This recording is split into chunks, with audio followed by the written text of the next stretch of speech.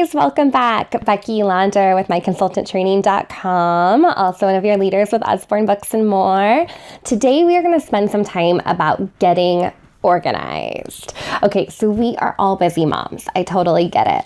A lot of times I have maybe 15 minutes, maybe 13 minutes in between my kids doing an activity to get some work done. So what that means is I need to be extremely efficient. So I need to know exactly what I'm going to do, because before I'll know it, if I'm fiddling around trying to figure out where I left off and what I need to get done today, those 13 minutes are up. My kids are fighting. They need a snack. They need something to drink. Their game is broken. You know, that's just how it goes. Okay, so here's a couple tools that I use to stay organized in my business that I would highly recommend you consider. So first off, I love our Usborne planner. So our Usborne planner is beautiful. It's nice and thick. There's all kinds of good information in here about our products. But what I love most is our at-a-glance monthly calendar. So you can see, open up one of my calendars here. You can see here in February how I structure my month. So I have some washi tape that I use, and I block off book fairs that I have going on. I block off story times that I am doing. I also often highlight the dates that I have available to book a party. So if I'm in a conversation with someone and they're asking about having a party, I can say, hey, would February 22nd or 24th work best for you? And have those dates ready to go. I also block my calendar with when I don't want to be working. So I know the month of July, I'm not going to be doing a whole lot of work. I am going to be on our incentive trip in Disney World. And I know it's the week of 4th of July and my kids have a summer break from preschool that week. So by blocking off things that you have going on in your personal life, that will also help give you some clarity around what dates and times you have available to do your business. Because we all have different seasons of our life, and it's very easy to overcommit or undercommit if you're not sure what you have on your calendar. So I love the Usborne planner. In addition to the month out of view, there's also weeks out of view where you can put information in. For me personally though, let me jump over to my next planner. I need a little bit more detail on a daily basis. And part of this is that it is so important for me to be laser focused when I'm doing my work. So my kids are in preschool 3 days a week. During those 3 days a week, I have to get some stuff done. And if I mess up and slack off during that time, then I'm working very late at night. So it's really important for me to pick up my daily planner and be very clear on what I need to get done. So my quick tip here is not to create an endless to-do list. We all can create a to-do list with 100 things that we need to be doing.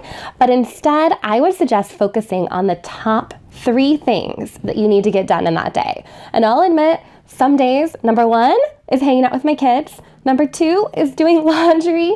And number 3 is doing the dishes. And that's okay. As long as you start that day and you know where your priorities are, whether they're personal or business, it will make you make the best of your time so you are the most efficient.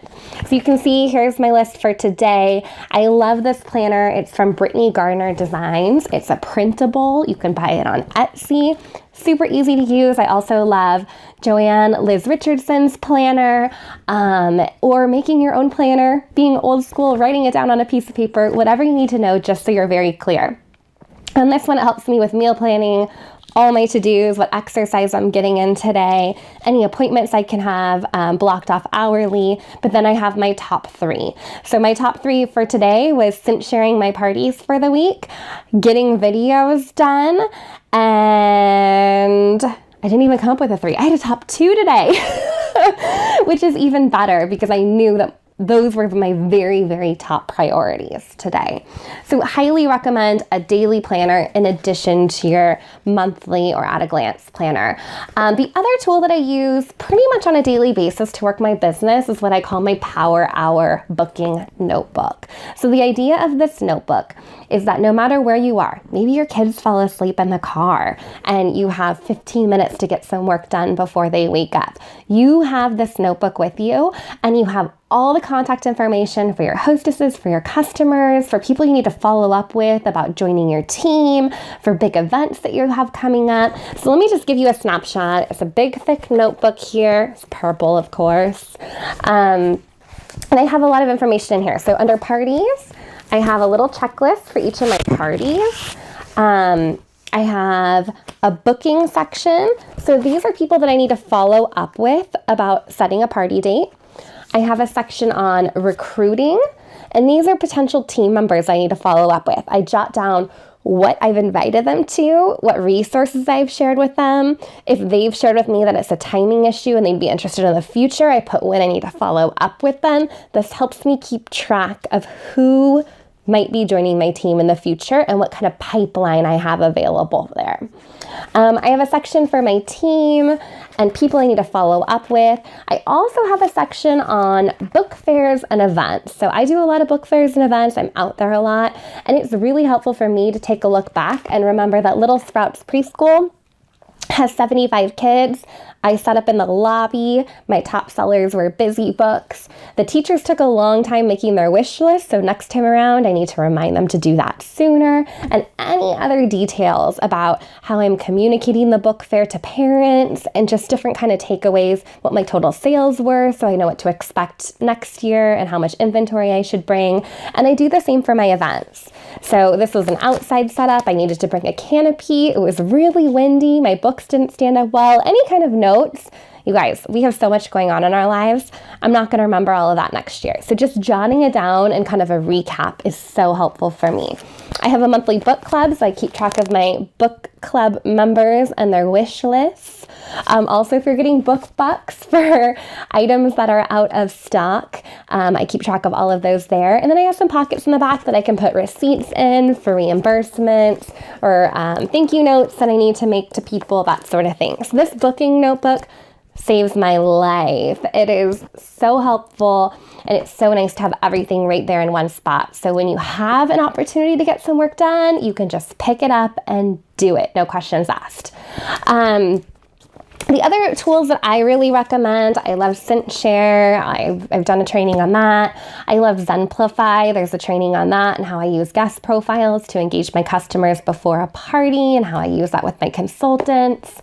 I also found out about this very awesome tool called the Google Chrome Extension Eradicator. So what this means is that when I'm on Facebook, I don't see a news feed popping up. I've removed it. It gives me a motivational quote about being productive instead. And so I still have the app on my phone and I can check everyone's status updates and see their cute babies and their cute puppies and all of that. But when I'm at my computer, for me, that's work time, and I don't want to be distracted by any of that. And since we are running an online business, it's so easily to get distracted by what we're seeing on Facebook. That tool has been very helpful for me. So that is a quick overview. I definitely would recommend setting business hours.